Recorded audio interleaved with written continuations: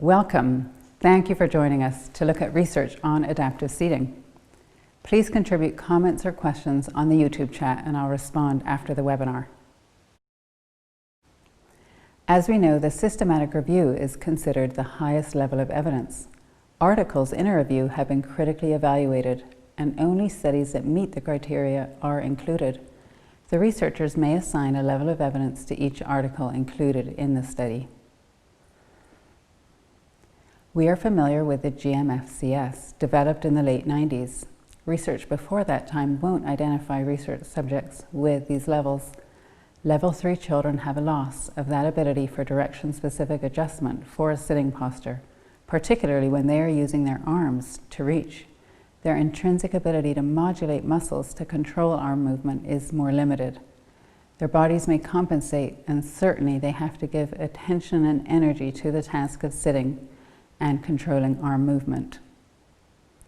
Then, 40% of children with CP are at levels 4 and 5.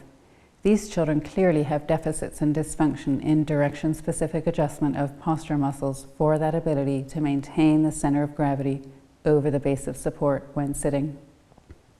We'll start out with looking at available research on these aspects of sitting ability. Here are 4 adaptive seating interventions studied for their effect on sitting postural control. I won't read every detail here. You can come back to this information on the handout for your own reference. We noticed that not many articles actually qualified for inclusion in these reviews.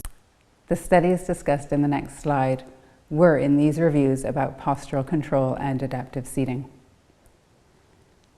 Some of the beginning research in adaptive seating was with the so-called saddle seat. This placed the child's legs with abduction, outward rotation of the hips, and an anterior tilt of the pelvis with midline trunk posture and equal weight bearing through the lower extremities. For children with cerebral palsy, when placed on saddle seating, findings showed that trunk and spinal extension was increased. Again, these details are available for your reference. Notice that the research is from more than 20 years ago, with small numbers in the studies. 2 of the studies were assigned a low level of evidence in the 2008 systematic review by Julie Chung. However, we do conclude that the saddle sitting position promotes trunk extension. Naturally, we immediately think that more back extension is better, but this 2001 study looked at erect versus crouch sitting for children with spastic diplegia, challenging their sitting balance on a movable platform. The children actually showed better modulation of their posture while in their typical crouch sitting position. The second study in 2005 made the observation that reaching quality was better in the crouch sitting position. I'm not promoting a kyphotic posture here. It's just a reminder that each child's postural solution is the outcome of a dynamic interplay of their intrinsic body function, their own past experience, and the environment task context. No adaptive seating involved here, so these are not in those reviews. That brings us to a discussion of the functional sitting position. These 3 studies in the early 1990s looked at children positioned with symmetrical weight bearing on their ischial tuberosities, their hips were fixed with a belt, and their thighs separated by abduction orthosis and footrests. Notice that the line of gravity of the upper body is anterior to the axis of rotation at their ischial tuberosities. They are sitting with seat level or an anterior tilt and have a table or tray. What were the findings? Improved postural control. And here are the details available for your reference. Notice that the 3rd study, published in 1995, was actually a 5-year follow-up. The children who discontinued use of the functional sitting position actually deteriorated and showed worsened trunk control. What about seat surface inclination? The research shows varying outcomes. It does seem that a 10-degree anterior tilt may improve back extension. More details. Please go to your handout to see it all. But what is interesting is that with the second study here, moving beyond to 15 degrees of anterior tilt results in increased extensor tone of the back, along with less variability of movement of the head. So the research recommend 10 degrees of anterior tilt as being beneficial. With the third study, notice that the posterior tilt improved lower limb stability, which is interesting. Now we'll look at the research on dynamic sitting. This study by Simolin in a 2015 review showed that the dynamic backrest enabled better positioning of the pelvis. So the children did not slide down in the seat, but also their upper limb coordination improved, which is remarkable. Those same findings were borne out with the 2010 study with the same seating device. The trends with the hand study are also interesting, though not statistically significant. Now let's move on to look at research on adaptive seating and upper extremity function. Here are 4 adaptive seating interventions studied for their effect on arm and hand use. Some of these articles we've already mentioned earlier. We have these systematic reviews as well, which all include mention of adaptive seating and upper extremity function. You can certainly come back to this again on the handout for the details. We described the saddle position earlier. Interestingly, these studies showed no measurable effect with this position on upper extremity function. We also discussed the research on the functional sitting position earlier. These studies did show improved arm and hand use with this position. And what about anterior tilt versus posterior tilt? It simply is not so easy to make generalizations from the available research. This 1987 study actually showed best performance for spastic subjects at a horizontal level seat position. The 15-degree anterior tilt impeded performance for children, specifically with athetoid CP. And then the next study showed no significant difference between positions. The 1999 study was with children ages 3 to 18 months, and for these infants, the semi-reclined position resulted in more activation of those muscles involved with reaching.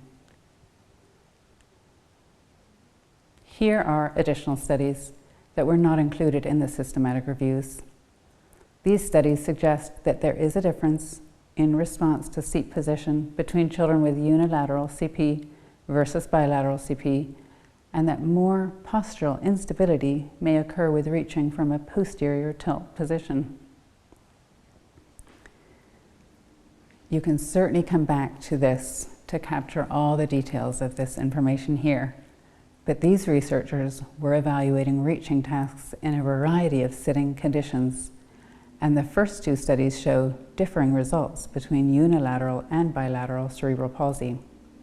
It seems that the children with unilateral spasticity certainly benefit more with an anterior tilt than do those with bilateral spasticity. The third study does not specify the CP type and concludes a benefit with anterior tilt overall. This 2017 study also looked at arm control, comparing a standard chair, adaptive seating system, and custom-made orthosis. Both the adaptive seating and custom-made orthosis showed significant improvement over the standard chair. However, there was no difference between these 2 interventions looking at data of the entire group of 20 subjects with the sitting assessment scale. Now we'll discuss segmental control. Segmental control is a specific method of providing support at varying levels of the trunk, from full support at the level of the axilla to systematically reduced support down to the level of the pelvis. This assessment enables a new perspective on the treatment of deficiencies of trunk control because it offers a level-by-level assessment and treatment approach for practicing and gaining trunk control. SATCO begins with a segmental assessment of trunk control the evaluator progressively changes the level of trunk support at 7 distinct levels, beginning from a high level of support at the shoulder girdle, which allows an assessment of cervical or head control, then support at the axilla to assess upper thoracic control, and then at the level of the inferior scapula for a mid-thoracic control, at the lower ribs for lower thoracic control, and below the ribs to assess upper lumbar control. Finally, the pelvis assesses lower lumbar control, and then no support, which of course measures as full trunk control. So what is exciting about the evaluation tool is that it assesses more than one aspect of postural control: your static or steady state control, and then that active anticipatory control, as well as the reactive control where you are maintaining or regaining your trunk control following a threat to balance, for example, a brisk nudge. So this study, published in 2016, shows that for children with mild cerebral palsy, the level of support had no effect on posture or reaching. For those with moderate CP, when support was only provided at the pelvis, they did not do so well as when support was provided at higher levels. For those with severe CP, they did best with support at the axilla. So in their case, any support at midribs level or lower showed a worsening of their ability for reaching tasks. So for children with CP, we know that their postural ability to fine-tune those direction-specific adjustments to task and environment conditions is impaired. And this research shows that they may achieve reaching tasks with more success when the external support is provided and aligned with their intrinsic level of trunk control. So now we have discussed sitting postural control and upper extremity function. That brings us to head control, which we know is important for feeding, eating, speaking, communication, certainly reaching, which requires eye-hand coordination. Here are seating interventions studied for their effect on head control. Only one of these articles was included in the systematic reviews, the Tilton Space article. In 1993, Angelo looked at one 9-year-old child with cerebral palsy and the effect of 2 different posterior tilt positions on the child's head control. The finding was that a 15-degree posterior tilt showed improvement when compared to horizontal. This is a low-level study involving one child, and it covered a time span of 10 weeks, and measurements were done in the classroom environment. On these next 2 slides, I've included studies with segmental control.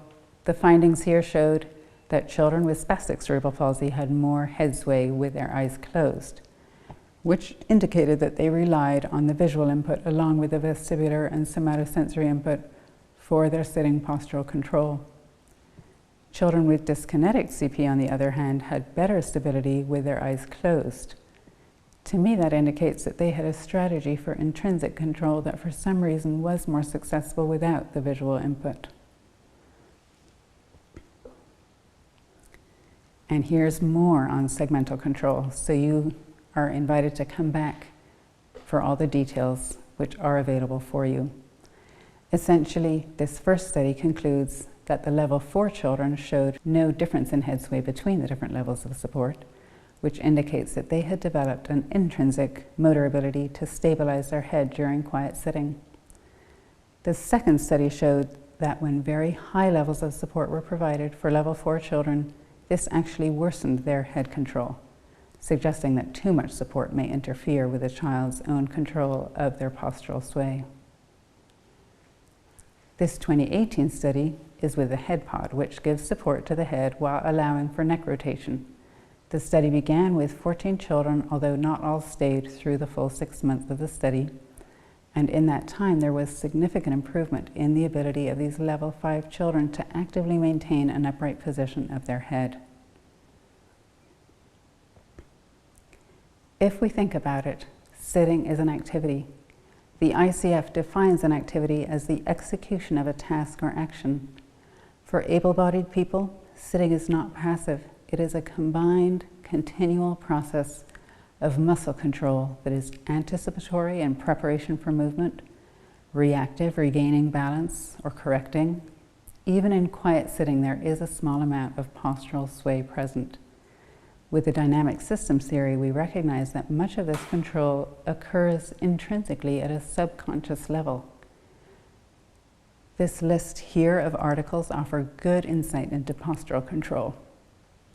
In normal development, infants will actually begin by gaining head control, so important for vision. Reaching and arm movements may be somewhat random at first, but as soon as reaching and grasping occurs, there is that necessity for those postural adjustments modulated to the task.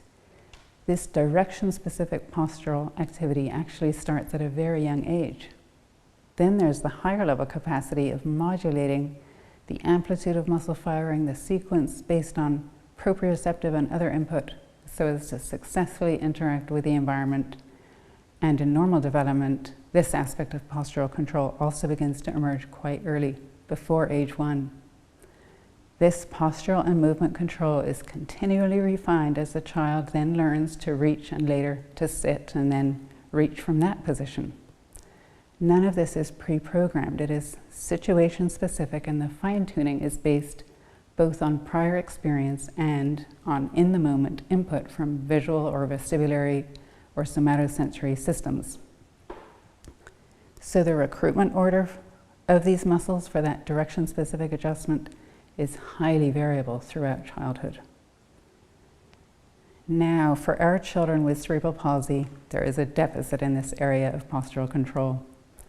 For example, in some children with CP, the neck muscles may consistently be activated before the trunk muscles. That might be a compensatory strategy to assure head control. Or we may see an excessive degree of antagonist muscle coactivation, which may be a strategy to prevent overbalancing, particularly when in the standing position. We certainly see difficulty with efficiency in reaching. That's due to lack of muscle coordination or fine-tuning adjustment of muscle firing for posture and arm movement. And that may be due to deficits in the sensory input pathways or deficit in the pathways for programming those muscle postural motor synergies needed, or a combination. Another example is that increase in trunk sway that we see with these children that is a combined movement with their reach. And that might be their way to make up for weakness or control of the arm and hand, or it could be due to decreased ability to control the trunk, or some of both. In her 2005 article, Eva Karlberg in Sweden suggests that for children with CP, we can provide support in sitting to decrease the degrees of freedom that the child has to control, and thereby enable them to achieve tasks that would otherwise challenge their postural control. The support can then be gradually decreased to a level the child can cope with as they continue to practice and learn. Another suggestion she has is to intentionally restrain the trunk loosely in the adaptive seating, so the child perhaps begins the attempted reach with a combined arm and trunk motion, but in order to reach the desired object, would then necessarily move the arms separately and distinctly from the trunk. In this case, we are partly stabilizing or restricting the trunk to enable free arm movement. In the Move reference manual, Linda Badabi alternately suggests providing a stabilizing surface for the arms to allow practice of head and trunk control, while the child is observing an interesting environment. We do not want adaptive seating to only substitute for the postural control that the child lacks, but to be used as an intervention to provide practice and learning opportunities for the child to gain the ability to sit. Certainly more research is needed in this area. Here is a visual diagram of the International Classification of Function, which is the World Health Organization's current framework for defining health. Central in the diagram is activity. For example, the ability to sit, to use arms to reach, to maintain head control to see. On the left is the child's intrinsic body functions and structure, and the level below activity, and that may be impaired.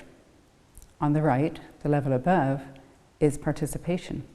That's the child's involvement in the real life environmental context, which may be restricted.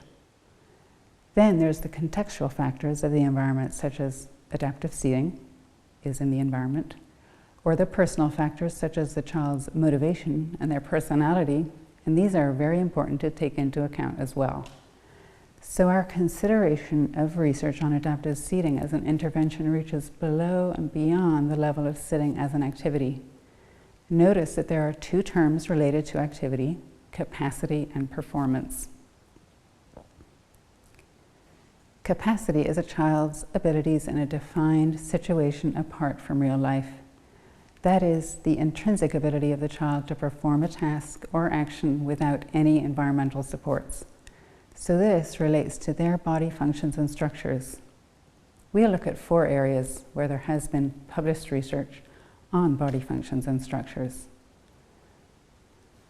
For any of the references I'll mention, you can find links to abstracts or full text online on the downloadable reference list. And where these have been included in systematic reviews, that will be noted on the reference list in brackets. Let's look at the effect on muscle tone recorded with electromyography with these 3 adaptive seating interventions.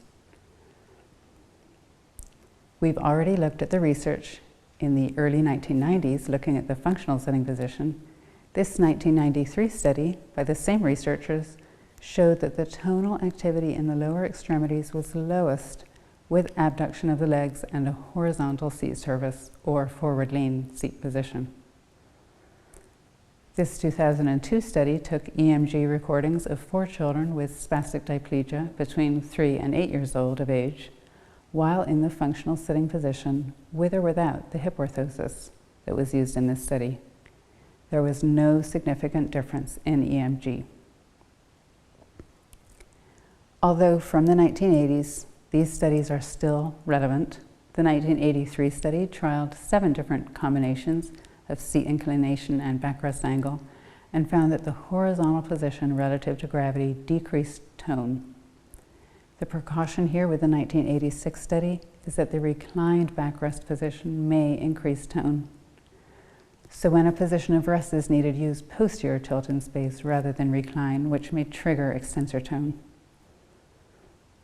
Here are 2 studies that discuss scoliosis.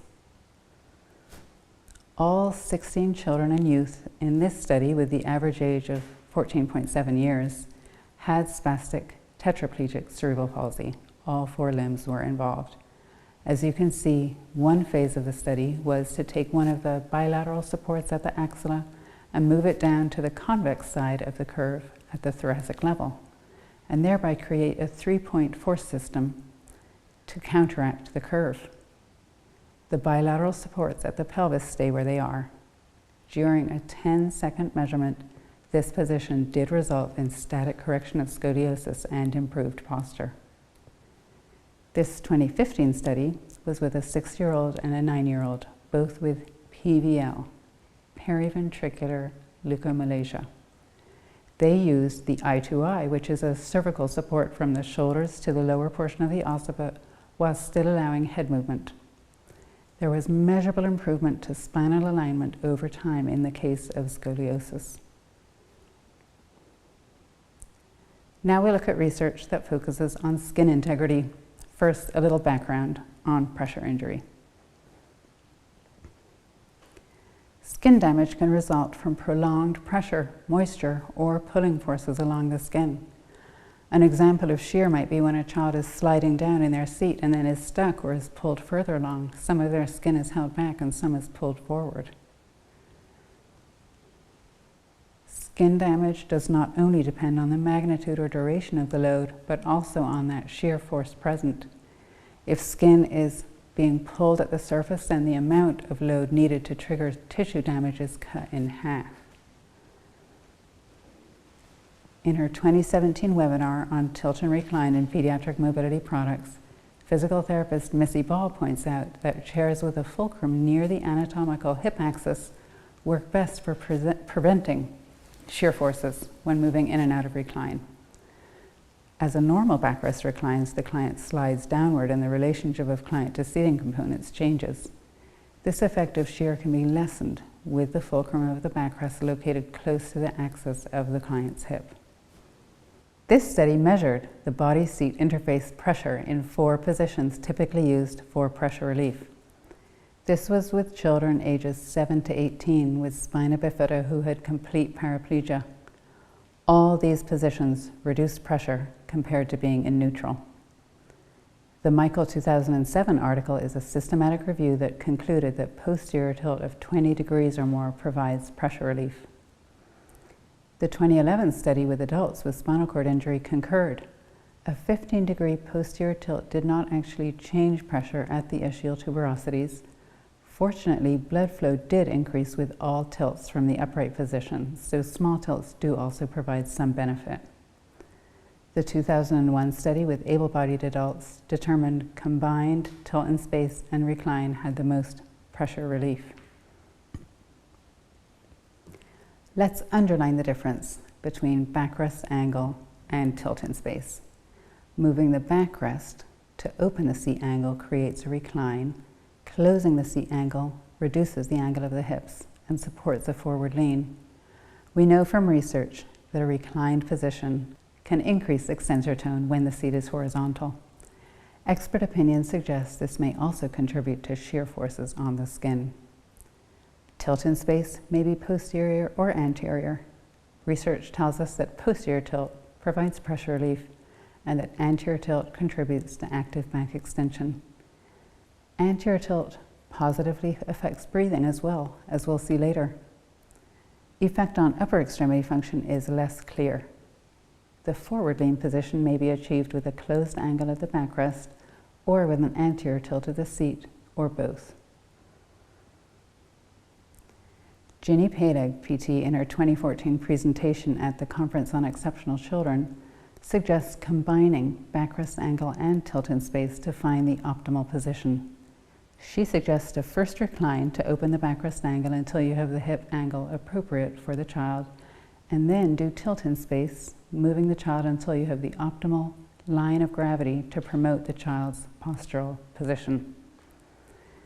Hip flexion can place the child at risk for contractures or hip dislocation, so this open angle at the hip, together with the abducted position of the hips with slight external rotation that is recommended by current postural management, is more recommended when feasible with the child.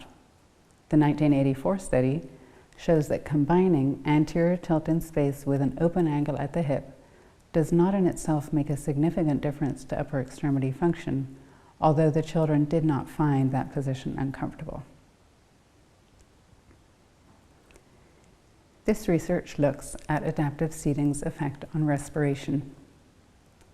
This 1986 study shows that children with cerebral palsy in adaptive seating had increases in the respiratory measures that you see below on the slide. I have put the definitions there, so those are available for those interested. These may have implication for speech as well. Okay, here are some more measures. Take a moment to heave a big sigh. That is not your tidal volume. Your tidal volume is your normal breath amount during normal breathing. What you see here are measures of normal daily breathing. The exception is the forced vital capacity, which is the forcible exhale of your largest breath, like you do if you're really annoyed, right?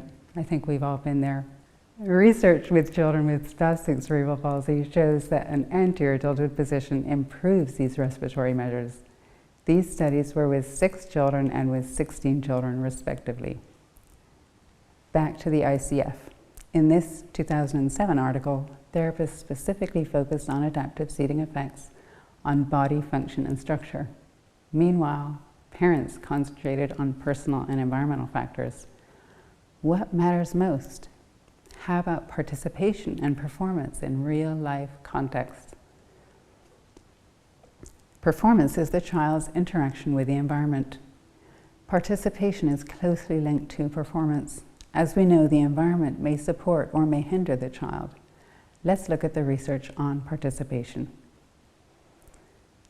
These are areas of participation for which we have research, although truthfully, some of these assessment measurements may have been taken in a defined situation apart from real life. None of these studies met the criteria for inclusion in a systematic review, but they do indicate that adaptive seating has a positive effect on speech, particularly when the child is not in a semi-reclined position. This first article, I would recommend that you check out the abstract. This headpiece was gradually faded out by cutting away sections of the foam rubber until the child achieved self-feeding. So the reflex was overcome through preventing the adverse movement and through practice opportunity. The other studies show the benefit of postural support during eating and feeding.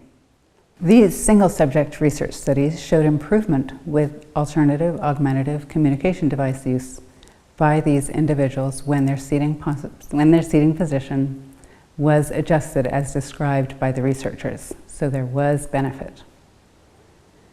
In these studies by Ryan and Rigby, parents reported that their young children with cerebral palsy engaged in self-care and play when using adaptive seating in their home, such as adaptive toilet seats, and their child's activity performance decreased after these were removed from their homes.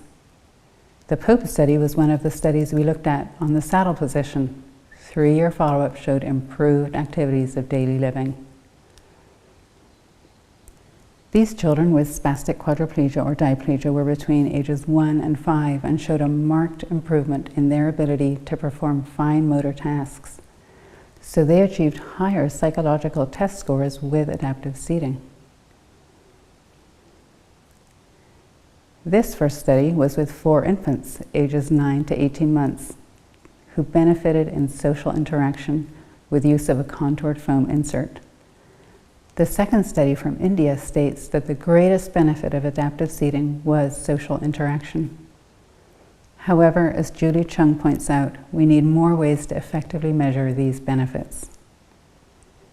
In conclusion, this overview of 5 systematic reviews published between 1998 and 2008 concludes that it's not responsible to create broad clinical guidelines based on the current evidence. A lot of what we have is lower quality studies with a lack of appropriate outcome indicators, or mixed characteristics in the population, or a lack of clarity describing the intervention. So more research is needed. Please step up. As encouragement, let's remember that expert opinion and clinical judgment do have a role in practice. So next, we will actually be doing a demonstration of the Riffin Activity Chair, and that will be aired a week from today. So that will further discuss functional sitting. Until then, check out these resources that provide seating recommendations, and please join me again in a week for that demonstration portion. And thank you for your participation.